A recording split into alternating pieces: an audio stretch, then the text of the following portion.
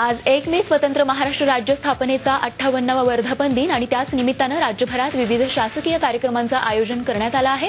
यामध्ये मुंबईमध्ये होणारा ट्रान्सफॉर्म महाराष्ट्र हा खास कार्यक्रम आहे। यामध्ये मुख्यमंत्री तरुणाईशी संवाद साधणार आहेत।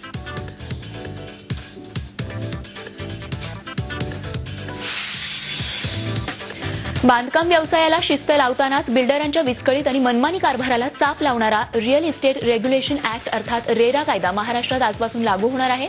या कायद्यामुळे ग्राहकांची होणारी फसवणूक थांबणार असून कोणीही उठून बिल्डर बनण्याच्या प्रकारालाही आळा बसणार आहे।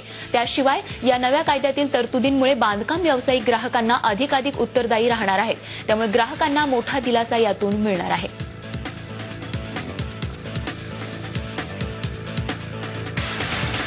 हे प्राधिकरण एक झालं की ज्या प्राधिकरणाकडे रेराच्या याच्यामध्ये प्राधिकरण असेल त्याच्यामध्ये कुठलंही प्रोजेक्ट तुम्हाला जर बनवायचं असेल तर ते तुम्हाला 90 दिवसामध्ये ते तुमच्या त्या प्राधिकरणामध्ये तुम्ही फी देऊन ते सबमिशन तुम्हाला केलंच पाहिजे। हे सबमिशन केल्यानंतर त्याच्याकडे आपण एक त्याला एक साईट देऊ।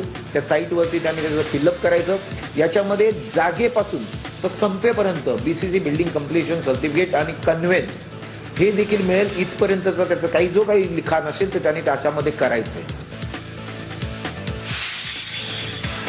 लाल अंबर दिवा व्हीआयपी गाडीवर न वापरण्याच्या अंमलबजावणीवर सध्या प्रश्नचिन्ह आहे। आजपासून या निर्णयाची अंमलबजावणी होणार आहे। मात्र केंद्र सरकारकडून अद्यापही राज्याला निर्णयाबाबत अधिसूचनाच आलेली नाहीये। त्यामुळे लाल दिव्याबाबतची आजपासून होणारी अंमलबजावणी कठीण आहे। राज्याने लाल दिवे बंदण्याबाबत बैठकीत कोणताही निर्णय घेतलेला नाहीये।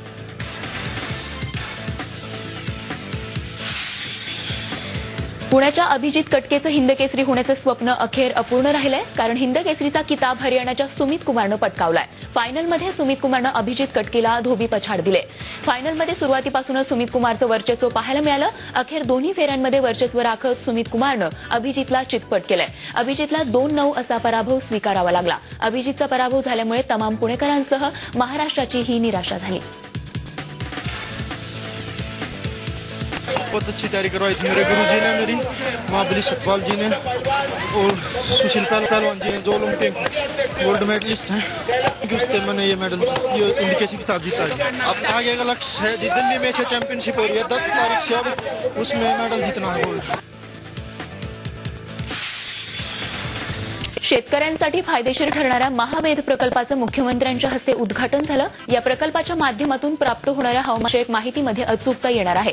त्याचा उपयोग पीक विमा योजना, हवामान आधारित पीक विमा योजना तसंच कृषी हवामान सल्ला आणि मार्गदर्शन, कृषी संशोधन आणि आपत्ती व्यवस्थापनासाठी होणार आहे। तर या प्रकल्पाच्या माध्यमातून राज्यातील सर्व 2065 महसूल मंडळांमध्ये स्वयंचलित हवामान केंद्रांची उभारणी करण्यात येणार आहे।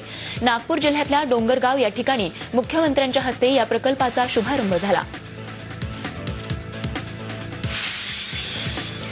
लातूर जिल्ह्यात अवकाळी पाऊस पडल्यामुळे तूर खरेदी केंद्रांवरील तुरीचं मोठं नुकसान झालंय। त्यामुळे या भिजलेल्या तुरीचं आता काय करावं असा सवाल शेतकऱ्यांनी विचारला। रेणापूरमधील तूर खरेदी केंद्रांवर भिजलेल्या तुरीचं करायचं काय असा प्रश्न तूर उत्पादकांसमोर उभा आहे। राज्यातील शेतकऱ्यांची तूर सुट्टीच्या दिवशीही खरेदी केली जाईल असं आश्वासन पणन मंत्री सुभाष देशमुख यांनी दिलं होतं। मात्र लातूर जिल्ह्यातील रेणापूरमधील तूर खरेदी केंद्राला रविवारी देखील कुलूपच लागलेलं होतं। पंचनामे केल्यानंतर तूर खरेदीसाठी जिल्हाधिकाऱ्यांच्या आदेशाची वाट पाहत असल्यामुळे हे केंद्र बंद असल्याचं सांगितलं जातंय। तूर खरेदीच्या मुद्द्यावरून शेतकऱ्यांची शासनाकडून क्रूर चेष्टा सुरू आहे। शासनातील मंत्री केवळ आश्वासनावर शेतकऱ्यांची बोळवण करतायत। कृषी आणि पणन राज्यमंत्री सदाभाऊ खोत यांनी शेतकऱ्यांच्या घरात तुरीचा दाणा शिल्लक असेपर्यंत हमी भावानं तूर खरेदीचं आश्वासन दिलं होतं। ते आश्वासन हवेतच विरलंय। तर सहकार आणि पणन मंत्री सुभाष देशमुख यांनी सुट्ट्या रद्द करून तुरीचे पंचनामे करून तूर खरेदी करू असं आश्वासन दिलं होतं। यवतमाळमध्ये तूर खरेदीत सरकारच्या आदेशामुळे विघ्न निर्माण झालंय। अटी शर्तींच्या कचाट्यात शेतकरी भरडला जातोय। परिपत्रकात नमूद केल्याप्रमाणे प्रति एकर 4 क्विंटल एवढीच तूर खरेदीची भूमिका समितीने घेतली आहे। त्यामुळे शेतकऱ्यांच्या अडचणीत वाढ झाली आहे। यंदा विक्रमी उत्पन्न झाल्यानं शेतकऱ्यांनी या अटी शर्तींबाबत रोष व्यक्त केलाय। जालना जिल्ह्यातल्या तूर खरेदी केंद्रांवर पंचनामे पूर्ण झालेत. याबाबतचा अहवालही जिल्हाधिकाऱ्यांना दिला जाणार आहे. जिल्हाधिकाऱ्यांच्या आदेशानंतरच प्रत्यक्ष तूर खरेदीला सुरुवात केली जाणार आहे. पंचनामे पूर्ण झाल्यानंतर शेतकऱ्यांमध्ये समाधान दिसतंय. गेल्या 8 दिवसांपासून खरेदी बंद झाल्यानं तातडीनं तूर खरेदीला सुरुवात व्हावी एवढी माफक अपेक्षा शेतकरी बाळगून होता. तर परभणीमध्ये तुरीनं भरलेला ट्रक चोरीला गेलाय. वसमत रोडवरील MIDC परिसरातील तूर विक्री केंद्रावर ही घटना घडली आहे. या ट्रकमध्ये 9 शेतकऱ्यांची तूर ठेवली होती. ट्रकसह तब्बल 14 लाखांची तूर चोरीला गेल्यानं शेतकऱ्यांमध्ये चिंतेचं वातावरण आहे. या संदर्भात नवा मोंढा पोलीस स्टेशनमध्ये चोरीचा गुन्हा दाखल करण्यात आलाय. मागील सरकारनं केवळ 20,000 टन तूर खरेदी केली. मात्र नव्या सरकारनं त्यापेक्षाही अधिक तूर खरेदी करत शेतकऱ्यांना दिलासा दिलाय. इतकंच नाही तर अद्याप ही तूर खरेदी सुरू राहणार आहे अशी माहिती मुख्यमंत्री देवेंद्र फडणवीस यांनी नागपूरमध्ये दिली आहे. दरम्यान या तूर खरेदीमध्ये मोठ्या प्रमाणात घोटाळा झाल्याचा गौप्यस्फोटही मुख्यमंत्र्यांनी केलाय. काही व्यापाऱ्यांनी शेतकऱ्यांच्या 7/12 उताराचा आधार घेत तुरीची विक्री केल्याचं उघडकीस आलंय. अशा तूर खरेदीची संपूर्ण चौकशी करून दोषी व्यापाऱ्यांवर कठोर कारवाई करण्यात येईल अशीही माहिती मुख्यमंत्र्यांनी दिली आहे. अनेक ठिकाणी असे लक्षात येत आहे की काही व्यापाऱ्यांनी आपलं चांगलं करून घेतलं. शेतकऱ्याच्या नावानं 7/12 वापरून आपली तूर ही त्या ठिकाणी टाकली.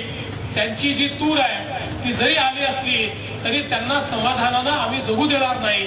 शेतकऱ्यानं जर ज्या ठिकाणी तूर टाकली असेल तर त्याला कुठलाही त्रास नाही.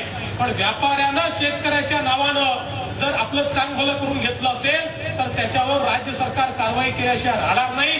त्याची चौकशी देखील आम्ही सुरू केली आहे. पुणे जिल्ह्यात उजनीच्या बॅकवॉटरच्या भीमा नदीत बोट उलटल्यानं 3 डॉक्टर्स वाहून गेले तर डॉक्टर चंद्रकांत उराडे यांचा बुडून मृत्यू झालाय. इंदापूर तालुक्यामधल्या अजोती गावातील ही घटना आहे. सोलापूर जिल्ह्यातल्या माळशिरस आणि अकलूज तालुक्यातले एकंदर 10 डॉक्टर सुट्टीनिमित्त इथे फिरायला आले होते. बोटीमधून ते भीमा नदीतून जात होते. मात्र त्यांची बोट उलटल्यानं ही दुर्घटना घडली. यामध्ये वाहून गेलेल्या डॉक्टर सुभाष मांजरेकर, डॉक्टर महेश लवटे आणि डॉक्टर अण्णा शिंदे यांचा शोध सुरू आहे. तर उरलेल्या 6 जणांनी कसाबसा किनारा गाठला.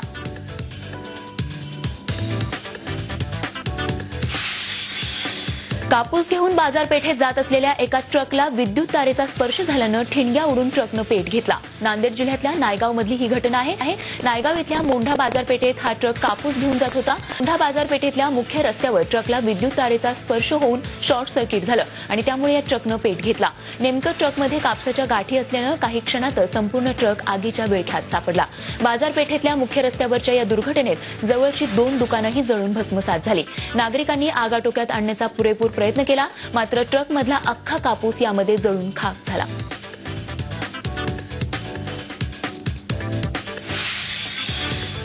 शिवाजी विद्यापीठाची शिक्षक संघटना म्हणजे सुटाच्या वार्षिक सर्वसाधारण सभेत जोरदार गोंधळ झाला. यावेळी प्राध्यापकांमध्ये वादावादी होऊन हमरीतुमरी झाली. त्यामुळे तरुणाईला ज्ञानाबरोबरच शिस्तीचे धडे देणारे प्राध्यापक यावेळी एकमेकांवर धावून जाताना पाहायला मिळाले. या साऱ्या घटनेचं चित्रीकरण करणाऱ्या पत्रकार आणि छायाचित्रकारांनीही या छायाचित्रकारांना आणि पत्रकारांना देखील या प्राध्यापकांनी धक्काबुक्की करत धमकीही दिली आहे. संघटनेतल्या सत्ताधारी मंडळींनी 1 कोटी रुपयांचा जागेचा घोटाळा केल्याचा आरोप बोलावलेल्या वार्षिक सर्वसाधारण सभेत विरोधकांनी केला आणि त्यानंतर या वादाला तोंड फुटलं आणि तो वाद वाढतच गेला. दरम्यान या गोंधळानंतर रविवारची वार्षिक सर्वसाधारण सभा अनिश्चित काळासाठी तहकूब करण्यात आली आहे.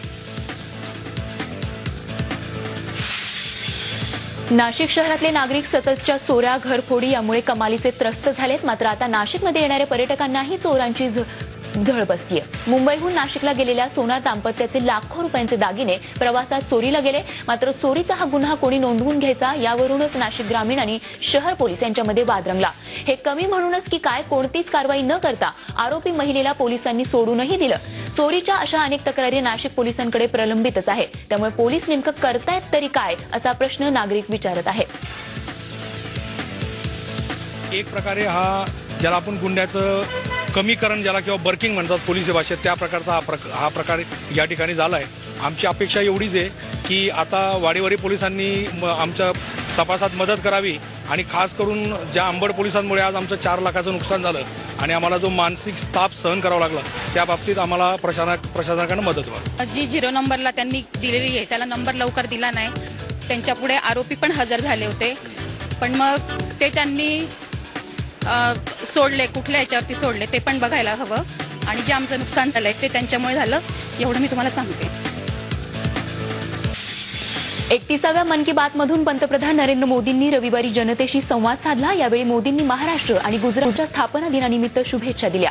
तसंच वाढत्या उन्हाच्या कडाक्याबाबत त्यांनी चिंता व्यक्त केली. उन्हाळ्यात पक्ष्यांसाठी पाणी ठेवणाऱ्या चिमुकल्यांचंही त्यांनी कौतुक केलं. तसंच व्हीआयपी पेक्षा ईपीआयला महत्त्व द्या असंही ते म्हणाले. महसूल गुप्तचर संचालनालय अर्थात डीआरआयच्या एका टीमनं मेरठमध्ये टाकलेल्या धाडीमध्ये 1 कोटी रुपयांची रोकड, जंगली जनावरांचे अवयव आणि विदेशी शस्त्रांचा साठा जप्त करण्यात आलाय. मेरठमधील सिव्हिल लाईन्स भागामध्ये ही कारवाई करण्यात आली आहे. लष्कराचे माजी निवृत्त कर्नल देवेंद्र कुमार यांच्या आणि त्यांचा मुलगा प्रशांत बिश्नोई यांच्या घरावर ही कारवाई करण्यात आली आहे. विशेष म्हणजे प्रशांत बिश्नोई हा नॅशनल शूटर आहे. या कारवाईमध्ये 1 कोटी रुपयांची रोकड, जंगली जनावरांची चरबी, डोकं, शिंग असे अवयव सापडले असून शूटिंगच्या 40 रायफल्स आणि पिस्तुलीसह जवळपास 50,000 जिवंत कारतूसही जप्त करण्यात आली आहे. मिशन 2019च्या अंतर्गत भाजपचे राष्ट्रीय अध्यक्ष अमित शहा 2 दिवसीय काश्मीर दौऱ्यावर आले होते. आपल्या दौऱ्याच्या दुसऱ्या दिवशी अमित शहा यांनी काश्मीरमधील युवकांशी संवाद साधला. शहा यांनी विविध मुद्द्यावर तरुणाईची मतं यावेळी जाणून घेतली. तरुणांनीही आपापले मुद्दे शहा यांच्यापुढे मांडले. यामध्ये प्रामुख्याने काश्मीरमधील हिंसाचार आणि दगडफेकीच्या घटनांबाबत चर्चा झाली. या दौऱ्याच्या पहिल्या दिवशी काश्मीरबाबत चिंता करण्याची गरज नसल्याचं अमित शहा यांनी म्हटलं होतं. पार्टी कैसे बढ़ेगी कश्मीर में, उसके रिगार्डिंग चर्चा होगी. जैसे बूथ लेवल पे कैसे चलना है, विस्तारक हमारे यहाँ से कश्मीर से निकले हैं उनका क्या काम है, उस पर चर्चा होगी. हम लोगों ने सुझाव दे दिया कि जो स्टोन बिल्डर्स है, जैसे पॉलिसी बनती है गवर्नमेंट की, वो स्टोन बिल्डर्स के प्रति ना बने. तो अगर नेशनलिस्ट लोग भी है वहाँ पे, ज्यादा नेशनलिस्ट लोग हैं, उनके प्रति पॉलिसी बने, उनको आगे बढ़ाया जाए. उससे स्टोन बिल्डिंग में कमी आ जाएगी और स्टोन बिल्डिंग खत्म हो सकती है. श्रीनगरमध्ये ग्रेनेड हल्ला झालाय. श्रीनगरच्या खाडियार पोलीस स्टेशन बाहेर हा ग्रेनेड हल्ला झालाय. या हल्ल्यामध्ये एका नागरिकाचा मृत्यू झालाय, तर या हल्ल्यात 4 पोलीस जखमी झालेत. जखमींवर नजीकच्या रुग्णालयात उपचार सुरू आहेत.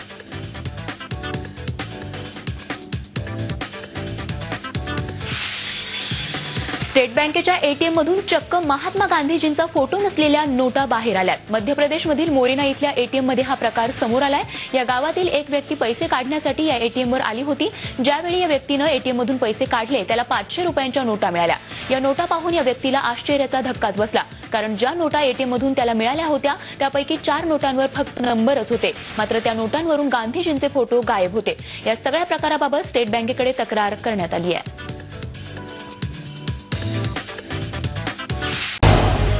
झी 24 तास रहा एक पाऊल पुढे.